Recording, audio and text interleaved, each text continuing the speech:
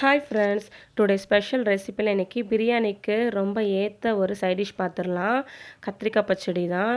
பார்க்கும்போதே செம்மையாக இருக்குல்ல.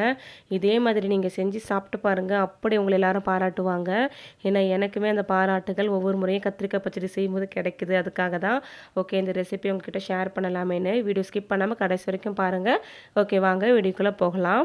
நான் தேவையான பொருட்கள் எல்லாமே ஆல்ரெடி எடுத்து வச்சுருக்கேன். என்னென்ன அப்படின்னாக்கா, முதல்ல வந்து நமக்கு இது கண்டிப்பாக புளி தேவை சரிங்களா. அதனால் ஒரு நெல்லிக்காய் சைஸ் அளவுக்கு புளி எடுத்து நான் ஊற வச்சுருக்கேன். அதுக்கப்புறம் கடுகு, வெந்தயம், சீரகம், சோம்பு, மிளகு இது எல்லாமே மிளகு மட்டும் 1 ஸ்பூன் போட்டுக்கோங்க. மற்றதெல்லாம் வந்து ஒரு 1/2 ஸ்பூன் எடுத்துக்கலாம். அப்புறம் கசகசா ஊற போட்டு வச்சுருக்கேன். அப்புறம் வறுத்த வேர்க்கடலை, எள்ளு 2த்தையுமே வறுத்து வச்சுருக்கேன். அப்புறம் எண்ணெய், இஞ்சி பூண்டு பேஸ்ட்டு 1 ஸ்பூன் போட்டால் போதும். அப்புறம் தனி மிளகாய் தூள், குழம்பு மிளகாய் தூள், மஞ்சள் பொடி, அப்புறம் உப்பு, வெங்காயம், கத்திரிக்காய், தக்காளி இவ்வளோ தான் தேவையான பொருட்கள். ஓகே நான் அளவெல்லாம் போடும்போது உங்களுக்கு சொல்கிறேன். எண்ணெய் நல்லா சூடானதுமே அதில் நம்ம வந்து மிளகு மட்டும் 1 ஸ்பூனுக்கு, மற்றபடி சோம்பு, சீரகம், கடுகு, வெந்தயம் அதெல்லாமே வெந்தயம் 1/4 ஸ்பூன் போடுங்க. மற்றது எல்லாமே 1/2 ஸ்பூன் போட்டுக்கோங்க. இது பொரிஞ்சதுக்கப்புறமா நான் இதில் வந்து ஒரு 2 வெங்காயம் வந்து கட் பண்ணி வச்சுருக்கேன். ஏன்னா இதில் வந்து கிரேவி நிறையா இருந்துச்சுன்னா இன்னும் சூப்பராக இருக்கும். எல்லாருமே கத்திரிக்காய் விரும்பி சாப்பிட மாட்டாங்களே, அதுக்காக தான் நான் 2 பெரிய வெங்காயம் பார்த்து அதை நறுக்கி வச்சு அதை ஃபஸ்ட்டு வதக்கிடலாம். அது இந்த அளவுக்கு வதங்கட்டும். இந்த அளவுக்கு வதங்கும் போதே நம்ம கூட என்ன பண்ணிக்கலாம்னா கத்திரிக்காவை ஆட் பண்ணிக்கலாம். கத்திரிக்காய் வந்து நிறைய பேர் முதலே வந்து அந்த எண்ணெயிலேயே வந்து ஃப்ரை பண்ணி வச்சுருவாங்க தனியாக. அதுக்கப்புறம் தான் அந்த கடுகு, சீரகம், சோம்பெல்லாம் போடுவாங்க. நம்ம இந்த மாதிரியும் பண்ணலாம். ஓகே நல்லா தான் இருக்கும். டேஸ்ட்டுக்கு வந்து எந்த ஒரு மாறுதலுமே இருக்காது. நம்ம வெளியே சாப்பிட்றதுக்கும் வீட்டில் செஞ்சு சாப்பிட்றதுக்கும். ஓகே இது வந்து இந்த எண்ணெய், இந்த வெங்காயத்து கூடவே இந்த கத்திரிக்காய் வந்து நல்லா வதங்கட்டும் சரிங்களா. நல்லா கலர் சேஞ்ச் ஆகி வரட்டும். நமக்கு தெரியும் இல்லையா கத்திரிக்காய் நல்லா வதங்கிட்டு அப்படின்னு சொல்லிட்டு. அதுக்கப்புறம் வந்து நம்ம என்ன பண்ணலாம் அப்படின்னா தக்காளி ஆட் பண்ணிக்கிறேன். நான் வந்து 2 தக்காளி எடுத்திருக்கேன் சரிங்களா. அதையுமே இது கூட ஆட் பண்ணிக்கிறேன். ஓகே ஏன்னா நம்ம வந்து தக்காளி இதில் நிறைய போட வேண்டாம். ஏன்னா நம்ம இதில் புளியும் சேர்ப்போம். அதனால் தக்காளி நிறைய போட்டோம்னாக்கா அதுவும் புளிப்பு, இதுவும் வந்து புளிப்பு வந்து ஏற்றி விட்டுரும். அதனால் ஒரு 2 சின்ன தக்காளி தான் நான் ஆட் பண்ணியிருக்கேன். ஓகே அதுக்கு வந்து ஓரளவு வதங்கினதுக்கப்புறமா பாருங்கள் உங்களுக்கு பார்க்குறதுக்கு எப்படி இருக்குது. நல்லா பொன்னிறமாக வதங்கணுன்ற அவசியம் கிடையாது சரிங்களா. இந்த அளவுக்கு வதங்கினாலே போதும். இதுக்கப்புறம் நான் வந்து இதில் வந்து கொஞ்சம் ஒரு 2 வெங்காயம் 2 தக்காளி போடுறதுனால ஒரு ஸ்பூன் அளவுக்கு இஞ்சி பூண்டு பேஸ்ட்டு ஆட் பண்ணிக்கிறேன் சரிங்களா. அதுவுமே வந்து இது கூடவே நல்லா வதங்கட்டும். அந்த ராஸ்மெல் இருக்குல்லையே அது போகணும் சரிங்களா. அது வரைக்கும் அதை நல்லா மிக்ஸ் பண்ணி விட்டுக்கலாம். இது வந்து செம்ம டேஸ்ட்டாக இருக்கும். நம்ம நார்மலாக இது வந்து இந்த பிரிஞ்சிக்கு குஸ்காக்கெலாம் வச்சு சாப்பிடும்போது அவ்வளோ அருமையாக இருக்கும்.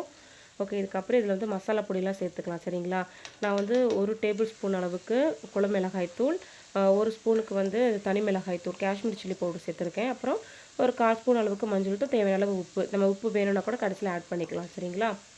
ஓகே இதையும் சேர்த்துட்டு நல்லா மிக்ஸ் பண்ணி விட்டுக்கலாம். அந்த மசாலா எல்லாமே நல்லா வதங்கட்டும் அந்த எண்ணெயிலேயே சரிங்களா.